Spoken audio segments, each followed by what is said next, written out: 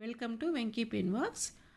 తొలిదశ తెలంగాణ ఉద్యమం 1969లో జూన్ 24 నాడు జరిగిన పీడీ యాక్ట్ కింద జరిగిన అక్రమ అరెస్టులు అనేది ప్రధానమైన అంశము. దాని గురించి చెప్పుకుంటే అంటే ఈ పీడీ యాక్ట్ కింద జరిగిన ఈ అక్రమ అరెస్టుల వల్లనే తొలిదశ ఉద్యమం అనేది పలుచనబడ్డది అనేది మనము వన్ ఆఫ్ ద రీజన్గా చెప్పుకోవచ్చు.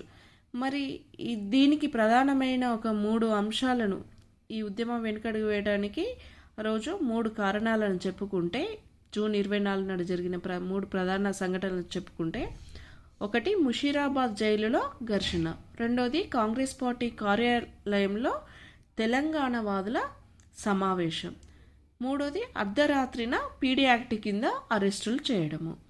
ముషీరాబాద్ సంఘటన చూసుకుంటే, ముషీరాబాద్ జైలులో తెలంగాణ ఖైదీలు చేస్తున్న సత్యాగ్రహంపై ఆగ్రహంగా ఆంధ్ర ఖైదీలు వారి మీద దాడి చేస్తారు. వారి మధ్య తెలంగాణ ఖైదీలు ఆంధ్ర ఖైదీల మధ్య ఘర్షణ నెలకొని అరుపులు సిటీలో వారి మధ్య జరిగే అరుపులు సిటీ మొత్తం వినిపిస్తాయి. సుమారు 30,000 మంది జమగూడతారు. సో జైలు లోపల నిప్పు పెడతారు. ఈ మంటలను ఆర్పేద్దామని ఫైర్ ఇంజన్ పోతే ఫైర్ ఇంజన్ కూడా లోపలికి రానివ్వరు. ఈ విధంగా అక్కడ పోలీసు లాఠీ చార్జీ కాల్పులు జరుగుతాయి. గాయపడిన తెలంగాణ ఖైదీలను హాస్పిటల్కి తరలిస్తారు. ఇదొక సంఘటన అనుకుంటే, అదే రోజు సాయంత్రము కాంగ్రెస్ పార్టీ కార్యాలయంలో తెలంగాణ సమావేశం ఒకటి జరుగుతుంది. చెన్నారెడ్డి ఏమంటారంటే, కింది స్థాయి నుండి పై స్థాయి వరకు ప్రతి ఒక్కరు కూడా రాజీనామా చేయాలని ఆవేశంగా డిమాండ్ చేస్తాడు. సో ఆ సమావేశంలో ఉన్న టిఎన్ సదాలక్ష్మి, మేల్కోటే ఇట్లా చాలామంది కూడా ఇమ్మీడియట్గా హాస్పిటల్లో ఉన్న వీళ్ళని పరామర్శించడానికి వెళ్ళిన వెంకటస్వామి గాయపడతాడు. ఆ వెంకటస్వామిని చూడడానికి వీళ్ళంతా కూడా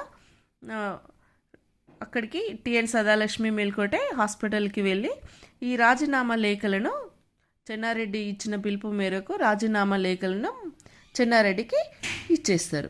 సో అదే రోజు అర్ధరాత్రి పీడీ యాక్ట్ కింద చెన్నారెడ్డిని, కొండా లక్ష్మణ బాపూజీని, అచ్యుతరెడ్డి, బద్రి విశాల్ పిట్టి, ఎంఎం హాషిం, మాణిక్యరావు, ఈవి పద్మనాభన్, ఆది వెంకటేశ్వరరావు ఇట్లా వీళ్ళంతా కూడా చాలా ముఖ్యులు. తొలిదశ తెలంగాణ ఉద్యమంలో చాలా ముఖ్యమైన పర్సన్స్ వీళ్ళు. సో వీళ్ళందరినీ కూడా పీడీ యాక్ట్ కింద అరెస్ట్ చేసి రాజమండ్రి సెంట్రల్ జైలుకి తరలిస్తుంటారు. ఆ తరలింపులో సూర్యాపేట వద్ద సుమారు 10,000 మంది ప్రజలు వీరి అక్రమ అరెస్టులను పీడీ యాక్ట్ కింద అరెస్ట్ చేయడాన్ని అడ్డుకోవడానికి 10,000 మంది కూడా అడ్డుకుంటారు. సో కానీ అక్కడ ఇక విధి లేక ఆ నాయకులు ఆ ప్రజలని